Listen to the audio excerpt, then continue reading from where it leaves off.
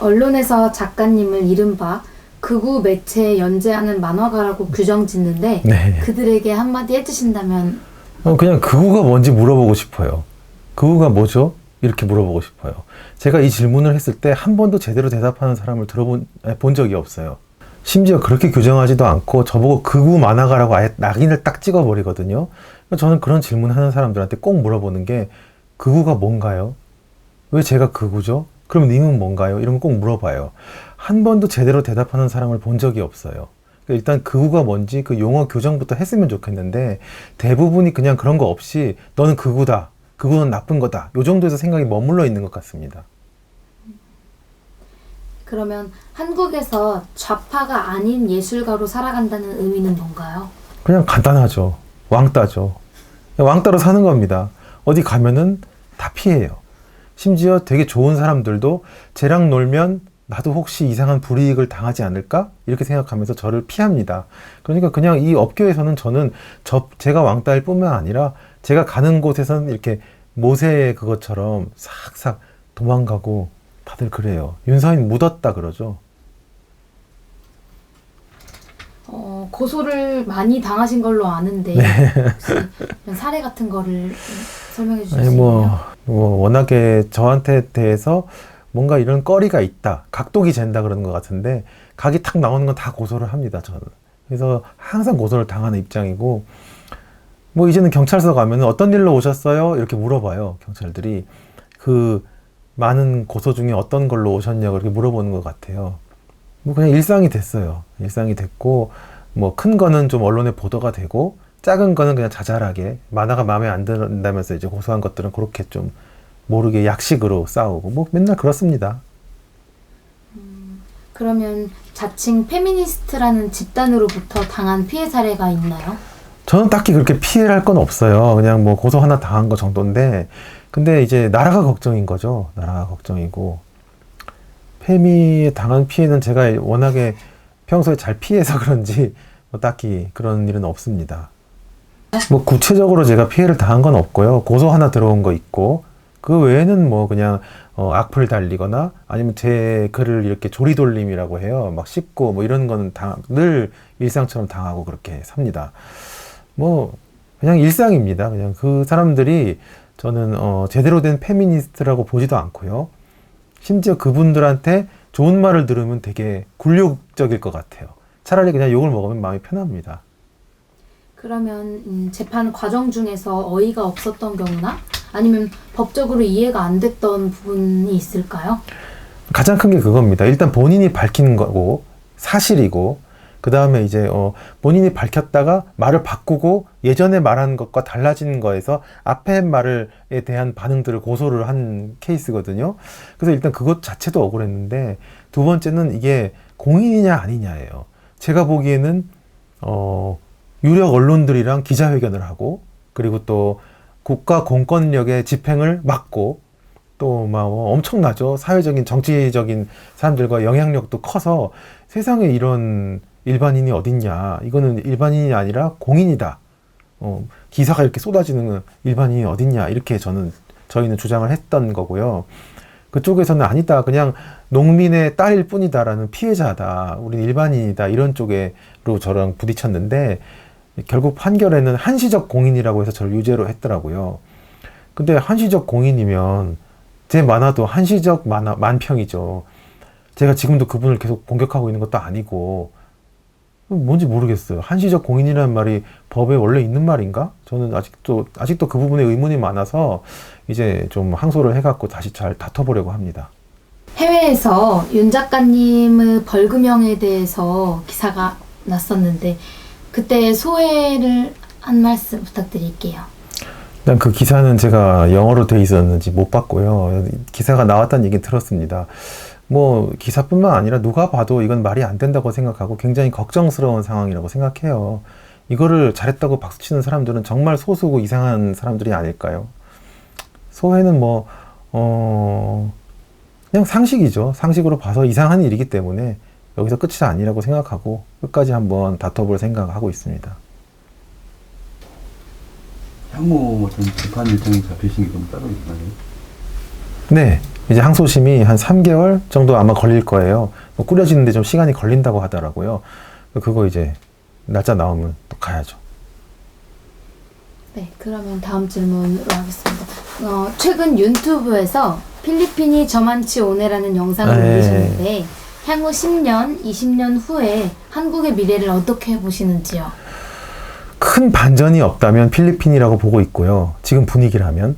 근데 어느 순간에 어떤 뭐 특이점이 와가지고 이 반전이 분위기가 된다면 그걸 막을 수도 있을 거라고 저는 생각합니다. 지금은 다음 총선 보고 있어요. 그때 어떻게 될 것인가. 그때쯤 지지율이 얼마고 국민들이 어느 정도 정신을 차려줄 것인가. 그게 아마 어떤 중요 포인트가 될 것 같은데 지금 상황이라면 저는 필리핀 버금가는 후조선이 되지 않을까 뭐 그렇게 생각하고 있습니다. 네. 네, 그럼 마지막 질문 드리겠습니다. 윤서인에게 자유란, 또 그를 지키기 위해서 한국인들이 무엇을 했으면 좋겠다고 생각하시는지요? 제 자유는 한마디로 그냥 하기 싫은 걸 안 해도 되는 자유 같아요.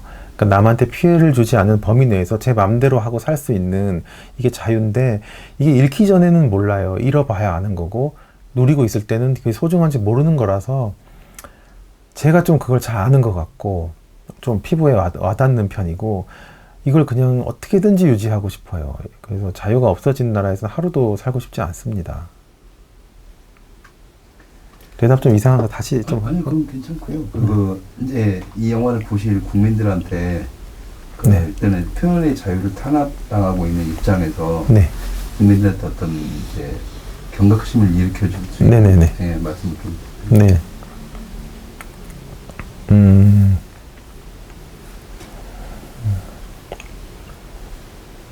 그런 거죠.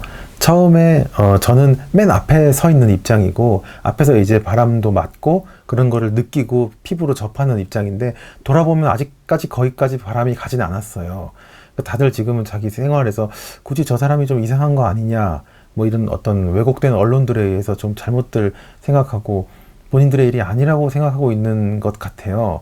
최근에도 어디 뭐 홍대나 강남이나 나가보면 다들 사람들은 즐겁게 이렇게 술을 먹고 놀고 있단 말이에요. 저는 아니잖아요. 이게 진짜 분명히 우리의 현실로 닥칠 것이 보이기 때문에 그거를 조금 하루라도 먼저 알고 방향을 틀어줘야 될 시기가 지금 같습니다. 그래서 그거를 좀 알아주고 좀 부당하게 탄압을 받는 사람이 있으면 저 사람이 왜 그런가 좀 관심을 갖고 진실에도 좀 관심을 가져주셨으면 좋겠어요. 자유가 없는 나라에서는 누구나 살고 싶지 않잖아요. 좀 지금 좀 깨달으셨으면 하는 강한 바람이 있습니다. 앞으로의 계획이 있으시면 좀 말씀을 좀 드리겠습니다. 일단 송사 열심히 대응 잘 하고요.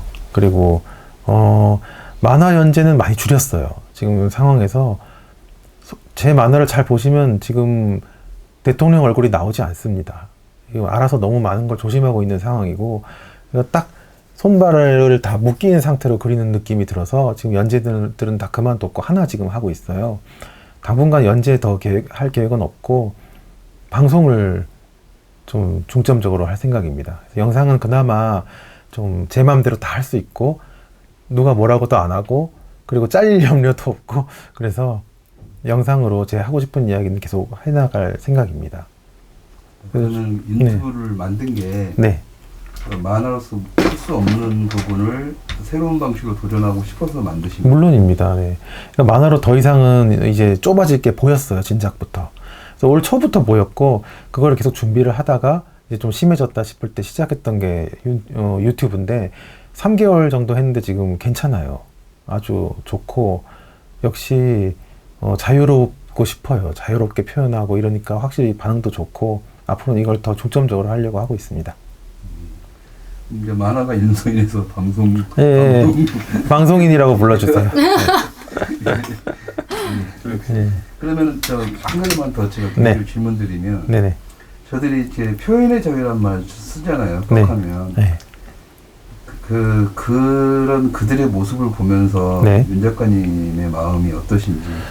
표현의 자유는 자기가 하고 싶은 표현을 하는 게 표현의 자유가 아니라 자기가 싫어하는 표현도 이 세상에 있는데 그 사람이 자유롭게 있는 게 표현의 자유입니다. 그러니까 우리는 표현의 자유를 잘못 그거를 이해를 하고 있어요. 그냥 내가 하고 싶은 거 마음껏 표현의 자유라는 이유로 표현하고 남의 표현은 아무리 표현의 자유도 좋지만 넌 도를 넘었어 이러면서 탄압을 하거든요. 그러니까 그게 전 거꾸로 됐다고 생각해요. 본인의 표현을 오히려 조심조심 하면서 남의 표현들을 다 이렇게 세상에 존재할 수 있게 해주는 게 표현의 자유라고 생각하는데 기본적인 표현의 자유에 대한 이해조차도 지금은 모르는 것 같아요. 지금 모르고 그냥 내가 하고 싶은 말 막 하고 남 하기 싫은 말 때려잡고 할 때 다 표현의 자유라는 말을 쓰고 있거든요. 많이 잘못했다고 생각합니다. 조 감독님. 이 재판 과정에서는 네. 좀 뭐랄까 편향적인 느낌은 좀 있었나요? 이렇게 그런 느낌을 받으신 적이 있으셨나요? 뭐 그런 건 뭐 무의미하다고 생각하고요. 결국은 중요한 거는 판결이고 과정 중에는 그런 느낌은 못 받았어요. 그냥 뭐 말도 잘 안 하고 판사님이 뭐 모르죠. 그 속을 어떻게 알까? 그냥 어떻게 생각할까를 몰랐어요. 되게 포커페이스였고 그냥 판결물이 모든 걸 말해줬다고 생각합니다. 그냥 감정의 영역으로 판결을 하는 시대가 된 것 같아요.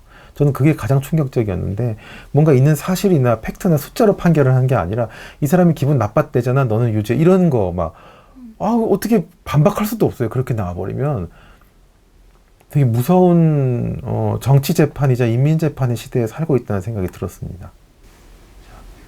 됐습니다. 자, 그럼 마지막으로 네. 이렇게 임 작가님 꼭 이 말만큼은 꼭 하고 싶다. 영화를 통해서 네네. 그걸 한 번 더 말씀해 주시고 네. 마무리 짓겠습니다. 저는 만화가입니다. 만화를 그리는 사람이고 어느 정도의 풍자와 과장과 이런 뭐 패러디 이런 게 제 직업이에요. 그래서 그걸로 표현을 하는 데 있어서 제약이 있거나 이렇게 하면 분명히 누가 나를 어떻게 할 텐데 이렇게 하면서 팔에 이렇게 족쇄가 채워지는 느낌이 많이 드는데 이건 분명히 잘못된 사회라고 생각을 합니다. 그 어느 나라에서도 만화가를 이렇게 탄압하거나 잡아가둔 사례는 없거든요. 그러니까 표현이 자유롭게 보장되는 사회를 위해서 뭘 해야 될지 지금 좀 굉장히 중요한 시점에 와 있다고 생각해요. 제가 그런 좀 사례가 됐으면 좋겠고, 제 사례를 중심으로 그런 거에 대한 고찰이 좀 있었으면 좋겠고, 그렇게 해서 표현의 자유가 꼭 지켜졌으면 좋겠습니다. 국민 여러분들 좀 도와주세요.